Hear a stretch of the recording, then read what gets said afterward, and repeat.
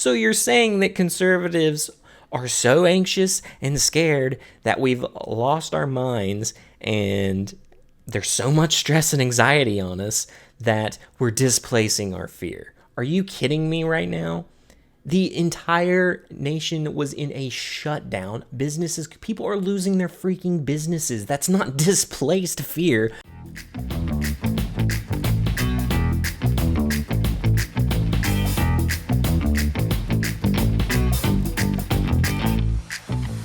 Hey guys, welcome to today's show. So, yesterday, Vox put up this article, and as you can see here, it's titled, "Why Are Liberals More Afraid of the Coronavirus Than Conservatives?" And this article has the premise that typically conservatives would be the ones more afraid of the virus and be taking more precautions, and liberals would most likely downplay it in your normal scenario. But the point they make in this article is that we've actually reversed things, and it tries to identify why conservatives aren't afraid of the virus when they should be, and why liberals are correct in being afraid of the virus and what it can do. So let's get into the points they make and see if they actually identify why conservatives are not as afraid of the virus as they should be. All right, so let's dive into it. So, in the first two paragraphs here, they basically outline for you how conservatives up here are, more resistant to change. They don't want to, progress in things. They kind of are set in their ways and they like things as they are, and they're very resistant to change. And they make the point that liberals are kind of the opposite. They like to try new things and push into new territory and, move things away from how things used to be, not opposite of being set in your ways, right? And we know that in general that's true. So nothing new there. Of course, there's people in the middle ground all over, and not everyone's going to fit every description of this. So then they go on to explain the whole concept of how the studies show that liberals tend to be more open and score higher in openness, and that comes from, things such as like the big five personality traits. And in general, that's true, but like I said, it's on a scale, and people are going to be more open to different things in different categories. But they reference that here just to kind of set up what they're talking about. So they use that to then build on, when talking about this, that conservatives react more strongly than liberals to signs of danger, including the threat of germs and contamination, and even low-level threats such as sudden blasts of white noise.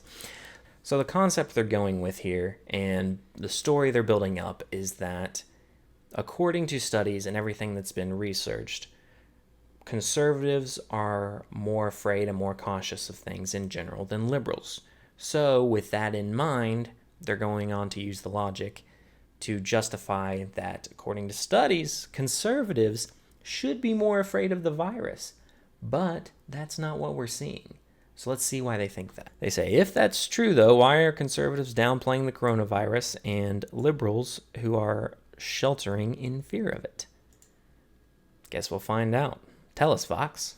So as we move down, we come to this point right here that says, but here we are in the midst of a pandemic, and it's conservatives seemingly dismissing the danger, opening states and counties prematurely, refusing to wear masks, waving off the deaths of older people as a small price to pay.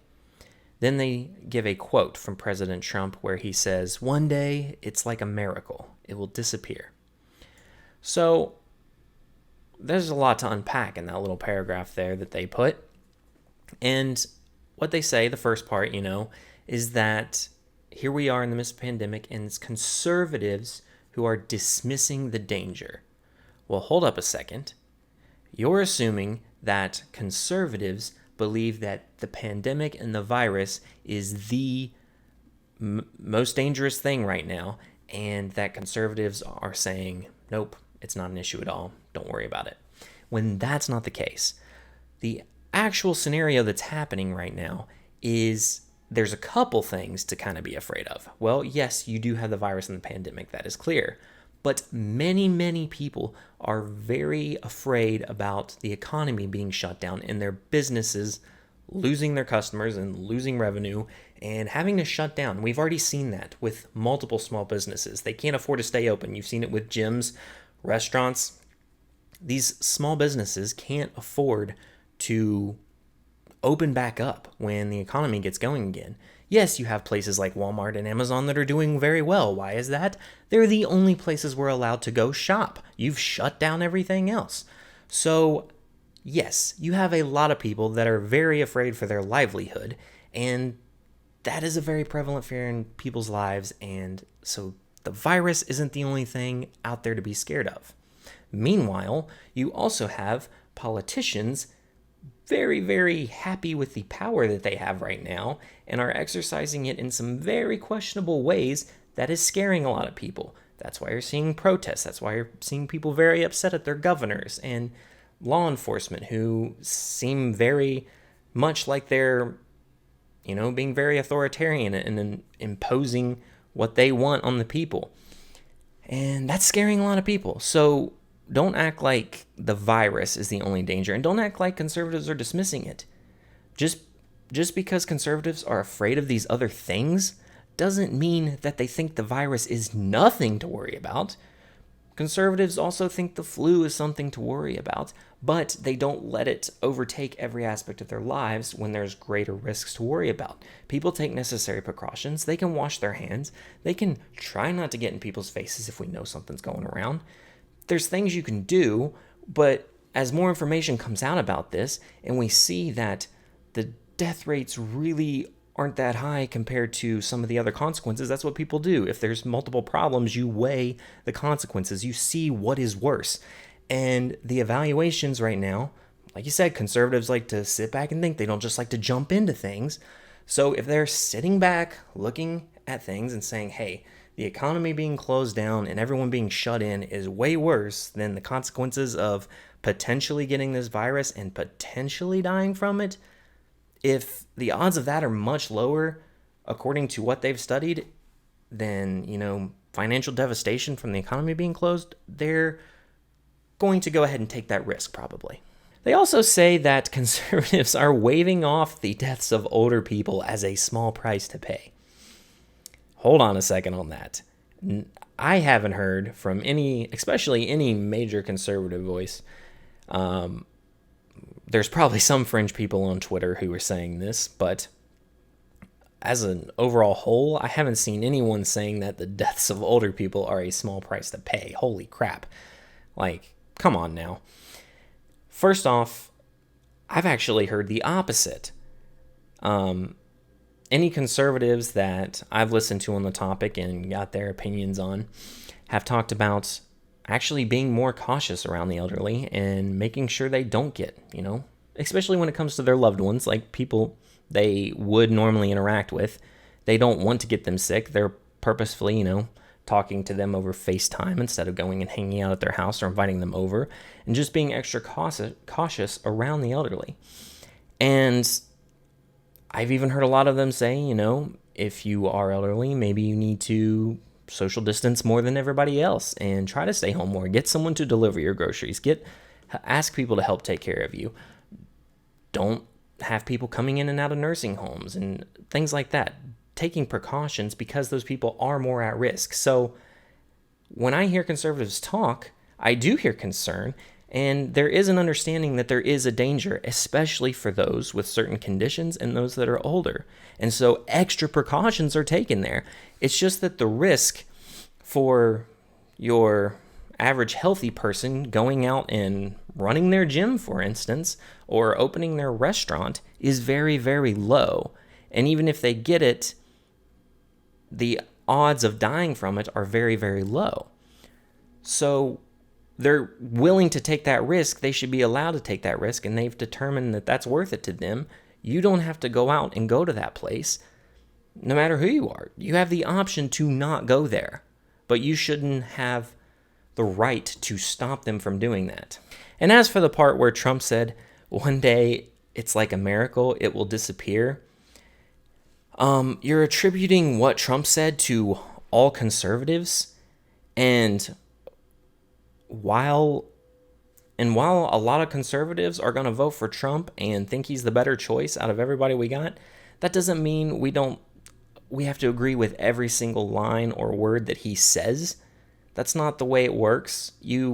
If a politician or the president says something and you agree with it, you agree with it. If you don't agree with it, you don't. And yes, he loves to exaggerate and embellish and say everything is the best, it's perfect. We know this. And of course, he's going to say, one day it's like a miracle, it will disappear. And yes, that makes it sound like tomorrow he's going to snap his fingers, it's going to be gone. But that doesn't mean that's what the rest of us think, or that doesn't even mean that's what he thinks. So as we continue down, they basically say that conservatives being more afraid is the opposite of what straightforward read of decades of political psychology research would predict. Early in the pandemic, it was plausible to argue the divide reflects the virus hitting blue cities first and sparing red counties its punishment, but COVID-19 has made its way into Trump country. And at any rate, studies show that political beliefs are a more powerful driver of views on the virus than personal experience. So the point they're trying to make here at the end is that you're only having the view on the virus you have because of your political beliefs. Well, it also may be because you actually looked into it and the evidence best supports your belief, because not all conservatives necessarily believe that the virus, there's different degrees. Some believe the virus is kind of deadly. Some don't believe it's deadly at all. Some believe it's a complete hoax. You have people all over on the conservative side. You also have liberals who want to reopen the economy and think things are ready to open back up. And you also have liberals that are super scared and want to keep things shut down for the next 10 years. So there's people all over the board, and it doesn't necessarily mean that your political beliefs are what's driving your view. There's multiple things that could be driving your view. So we get into the whole discussion of, they're going to finally answer the question here. Why aren't conservatives more afraid of the coronavirus? They're going to tell us.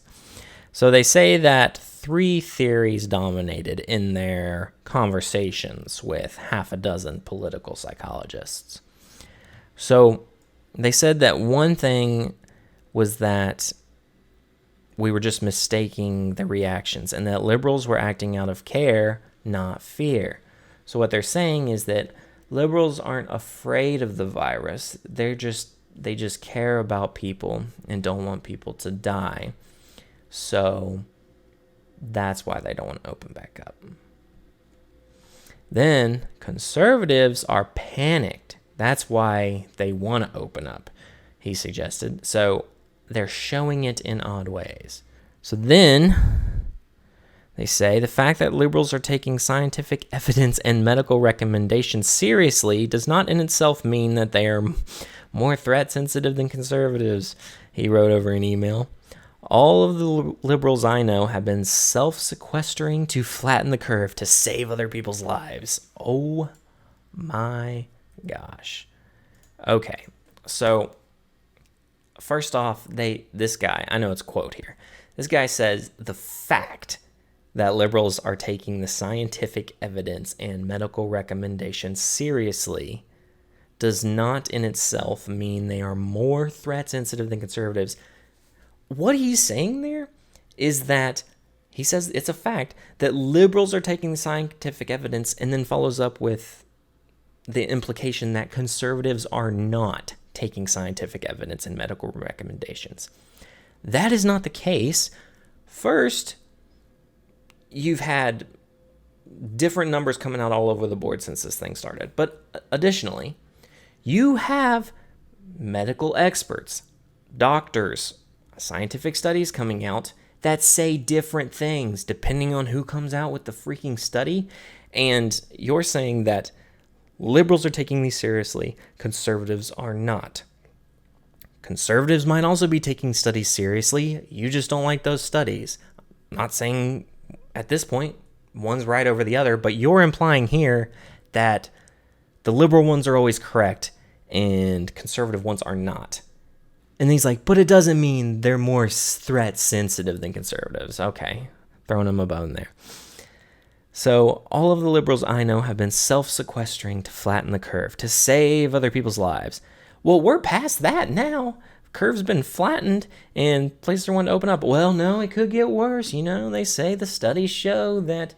There they go. They link back to the studies. I've seen them say, the studies show, what was it, in Sweden, that they're opening back up and the virus is taking back off, or it's opening up here, it's taking back off. I just saw the other day, there's studies coming out that's showing places opening back up are fine. People are okay. So it's just funny that they're framing this up that liberals are super hardcore facts, science. They have it all down, and conservatives are acting completely off emotion. If you're talking about something being flip-flopped, I think you found it right there. So they go on to say, as for the right, some conservatives are denying and repressing fear, but that doesn't mean they're cool cucumbers. Nice. Fears of economic devastation and the anger by conservative activists in Michigan and elsewhere may even reflect displacement of the fear. For all we know, Americans who are explicitly denying problems are experiencing even more stress and anxiety than those who are not. So you're saying that conservatives are so anxious and scared that we've lost our minds and there's so much stress and anxiety on us that we're displacing our fear. Are you kidding me right now? The entire nation was in a shutdown. People are losing their freaking businesses. That's not displaced fear. People are upset and mad and scared for their well-being and their future financial security more than a 0 point whatever it is death rate at this point. They're like, I'm going to take my chances with that if I know I have a financially secure future and can open up my business. That's not displaced fear. That's a rational fear of something that is imminent in their lives right now. It is there. It is at their front door. It's something they're facing right now. That is not displaced fear. You have got to be kidding me. Oh, and trying to attribute it to that conservatives have so much stress and anxiety on them that it's just causing them to fear the wrong thing. That's so smug. The article continues. A second camp argued that the tension is real, but it was being swamped by partisanship. Perhaps in laboratory conditions, conservatives would be more afraid of the virus, but politics doesn't play out in laboratory conditions. Trump is the leader of the Republican Party, and his decision to downplay the threat, his dismissal of mass, and his clear desire to reopen is a stronger signal. Okay. Yes, people's decisions could be swayed by Trump or any other political leader out there if you're in the other party, whoever you consider your political leader to be right now. Your decision could be swayed by them. A lot of times there are people who are completely anti-Trump and will never listen to anything he says or take anything he says as good. They will always find the bad in it. There are also people who will always find the good in what he says. Both of those people are a little messed up. They can't actually think for themselves. They just either, you got to hate him, you got to love him. If you can actually think for yourself and listen to what he says, then you shouldn't be being swayed by the things he says. If there are a lot of people who are conservatives who may have wanted to reopen sooner than he was saying, or maybe people don't agree with him on masks or taking the hydroxychloroquine or whatever it may be. There's going to be people on both sides that if you're a normal person will be like, oh, that makes sense, or oh, that doesn't make sense. You should be able to think for yourselves. So, but like I said, they bring in Trump and tout him as the supreme conservative leader that we all look up to and base our decisions on what he says, thinking that we don't have a mind of our own and can't actually think through things. So then we arrive at our third argument, which acts in some ways as a bridge for the first two. It's that everyone was scared, but for conservatives, fear was coming out more through acts of xenophobia than epidemiology. This is in part because that's where fear of the virus and Trump's natural politics find harmony. Harmony. Oh my gosh. So you can almost read it as conservatives' fear was coming out more through acts of xenophobia than epidemiology. So, yeah, the point in that is that conservatives are racist and liberals go off the science. That's fantastic. So, according to them, and you've heard this from the left the entire time when Trump was announcing the travel ban, that it was a xenophobic move. When we hear that a virus is taking off in a country such as China, and we get the information on it, and this has happened before, like this isn't something new, something just like this that didn't take off as much happened before in that same country, yeah, you would probably cut off travel there and maybe even restrict travel from more places if you thought it was other places going on off information you have. You're not banning travel because you don't like the people in that country. You're banning travel to prevent people from that country to come into our country and bring the virus here. That's not xenophobia. That's just taking precautions to not bring it from another country to our country. Anyway, and they're saying that, again, conservatives, here's the point again, that conservatives don't listen to the science. Another joke, acting like people don't read any studies or look into any of the science. And maybe it's hard for conservatives to do that when every time a study comes on or a doctor comes on that the certain media groups disagree with, they're banned or kicked off that platform to where they can't share what they've found. It goes on to say, I can't resist noting that current events are perfectly consistent with my claim that those on the right, and especially the Trumpian right, are not generally more threatened, but rather only more attentive to those threats they believe to be emanating from human outsiders. Defined broadly to include welfare cheats, unpatriotic athletes, norm violators, non-English speakers, religious and racial minorities, and certainly people from other countries. Thus, disembodied threats such as climate change, COVID-19, and economic inequality are not primary sources of concern for them. Oh my gosh. I'm not going to get through this article, guys. They say that disembodied threats such as climate change, COVID-19, and economic inequality are not primary sources of concern for conservatives. Well, the reason climate change isn't a primary source of concern is because that stuff goes all over the place. I mean, yes, you have your data on what is happening on the Earth right now, but when you're giving hundreds of different future projections on when the Earth is going to be destroyed, how it's going to happen, and all these people can't agree on different things, and and scientists don't necessarily have a great track record with stuff like this, and the doom and gloom predictions that are coming out. I mean, just look at the case with the virus.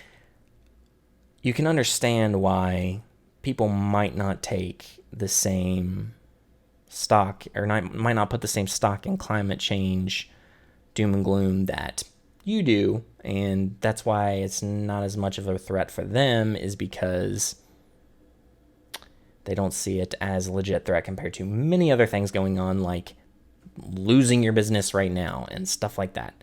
So COVID-19, and that one, I don't even think that like I said, I don't think conservatives see that as a non-threat. They do see it as a threat. It's just not a bigger threat than other things that are happening right now.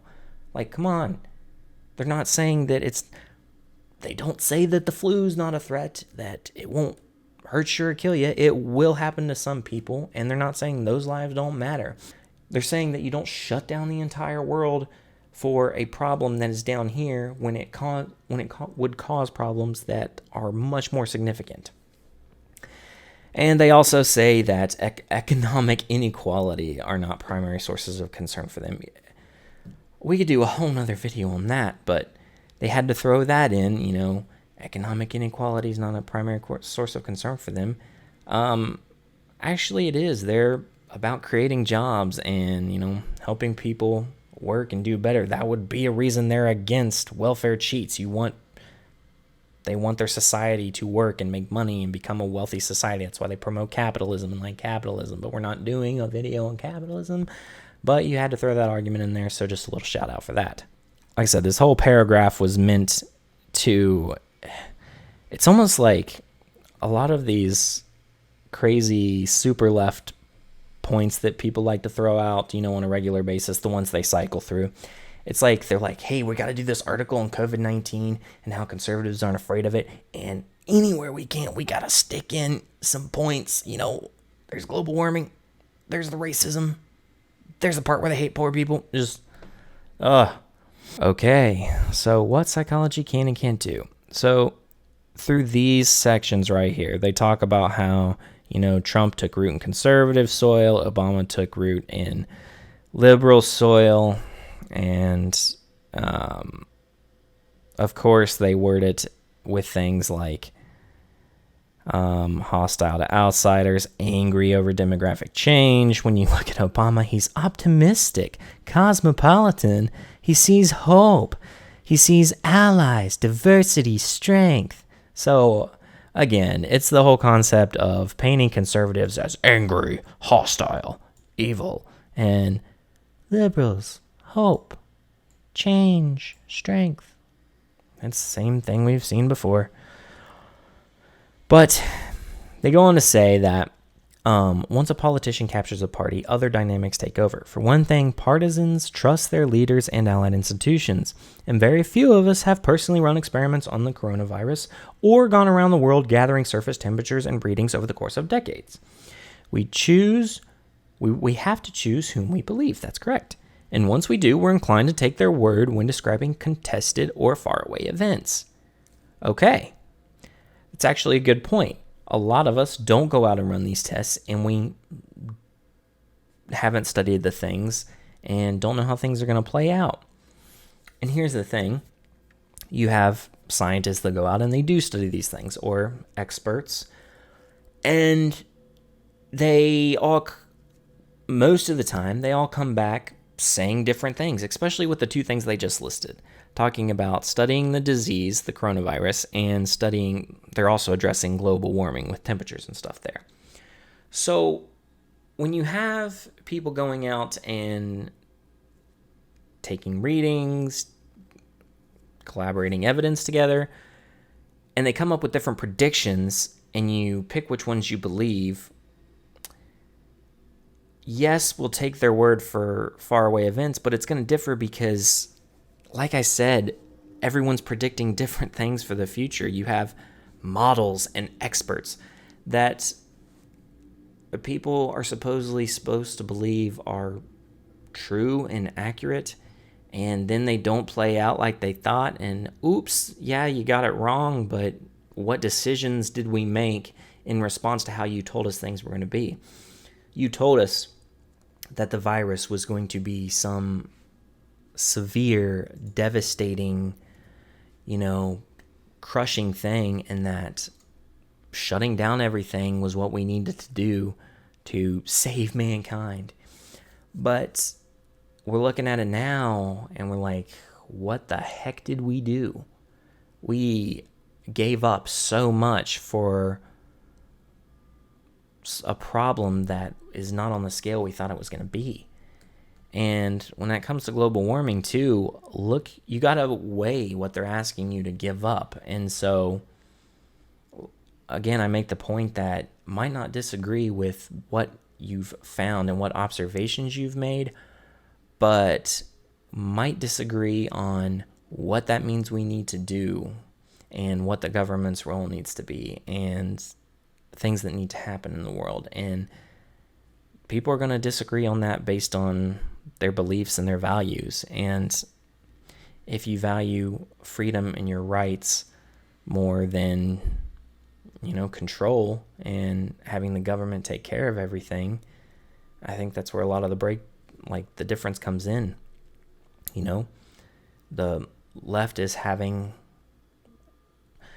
The left has a big belief that the government needs to do something about global warming. The government needs to keep us shut down for the virus. The government needs to do this and that, and they need to have these huge hands that control,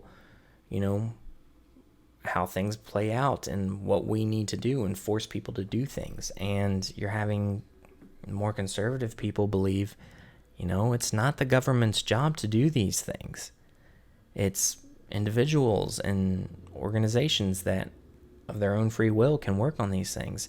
If people are very concerned about their coronavirus and issues, you'll see companies step up. If there's a company that thinks we need a lot of masks, they'll step up and start making masks, or they'll start work on a cure. You'll have people working to get a cure out. Or same thing with global warming. If companies believe that, the earth is going to be gone in X number of years. So you also have people that, companies that will, like, what is it, Bill Gates making those machines that help reduce carbon emissions or whatever he built.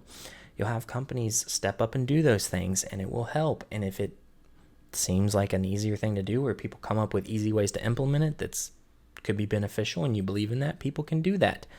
But I think that's where a big part of the belief system differs, is more on whose role it is to take care of these things, not that people all over the spectrum don't want to take care of it. The political tragedy for the Republican Party and the actual tragedy for America is that politics and the substance here should have been aligned.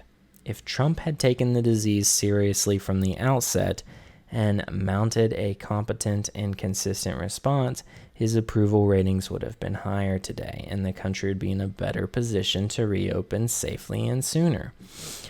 As it is, Trump has been denied the polling bounce other governors and world leaders have seen, and he's split his own coalition, forcing them to choose between fear of the disease and trust in him. They give us a little send-off here, and again, bash Trump on the way out the door. It's the way they gotta go, right? So they say here that, it's the whole premise that Trump didn't take the disease seriously enough from the outset and mounted a competent and consistent response. Show me one person from the beginning that has mounted a competent and consistent response, including media, public figures, doctors, other officials. I haven't seen anyone that's mounted a consistent and competent response. So you can go back and look at clips of journalists, public figures, news, China itself, other places saying the virus isn't a big deal. It's not worse than the flu. It's not that bad. And then all of a sudden, all these figures and politicians and leaders and media, everybody jumped onto, oh wait, it's bad. It's bad. Masks are good. Masks are bad. Virus is deadly. No, it's not. So they went from not so bad to severe, and now it's looking like maybe it's not as bad as we thought. It's been all over the freaking place. People can't even keep up anymore with...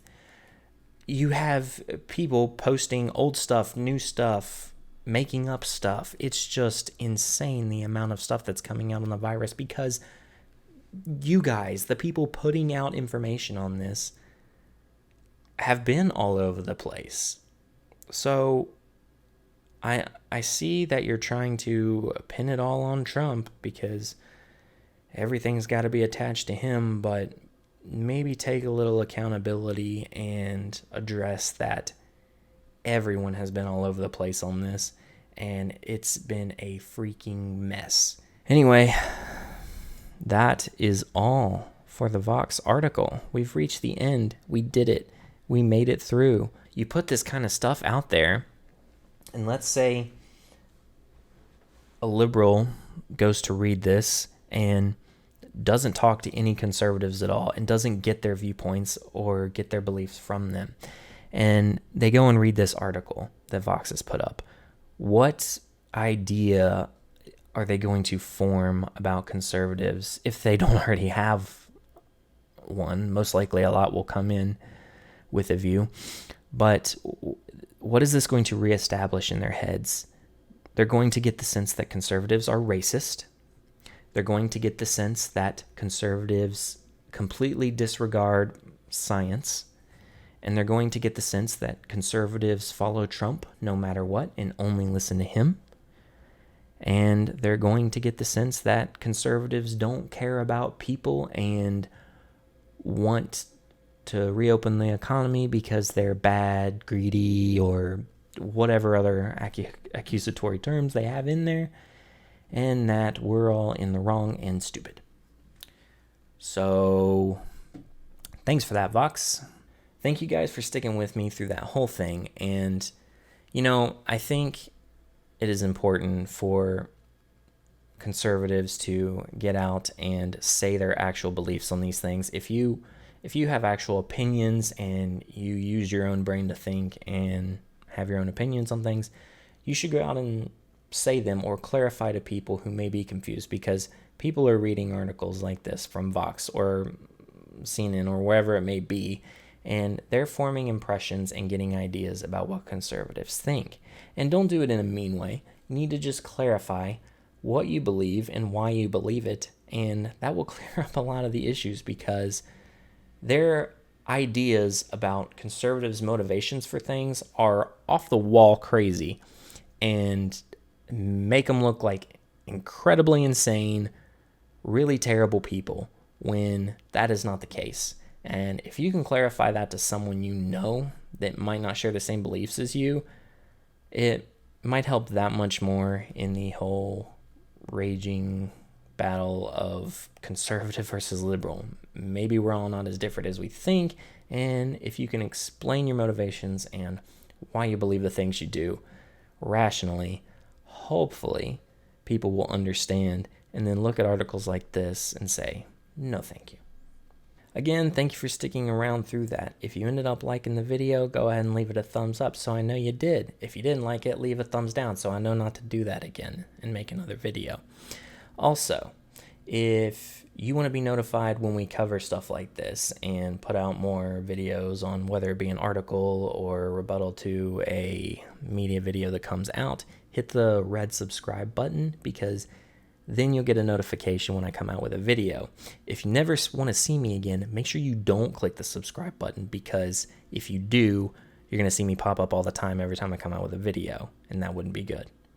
If you want to leave a comment or anything else you noticed in the article that I may have missed, granted I did skip over some sections, you can leave a comment down below on anything you saw, or maybe there's some things that, like I said, you hear conservatives called all the time that just isn't accurate, or beliefs people hold that maybe aren't necessarily your beliefs but get ascribed to you just because you label yourself a conservative. But that's all we're going to talk about today.